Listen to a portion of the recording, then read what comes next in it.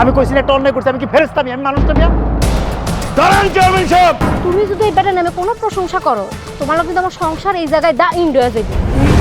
তুই না একা একা খেলে চিলে দিছিস কে? বাপ তো মিল্লা ঝগড়া লাগছে, আমার রিলিফের কার্ডটা দিল না। কার্ড দেয় নাই, কার্ড দিব। তুই হলি চেয়ারম্যানের বাড়ির চাকরানি। আমি আপনার ছেড়ে দিব, আপনার জামাইরে কোন জেরিনের বাপের কাছে স্বীকার করতে। খবরদার, তোর কত বড় সাহস, তুই বৌমার গায়ে হাত তুলতে চাস? চাচা চাচা, আমি জানি যে আপনার মনটা ভালো নাই, এই লেগে চিন্তা করলাম যদি কোনো কিছু কইয়া আপনার মনটারে শান্ত করতে পারি।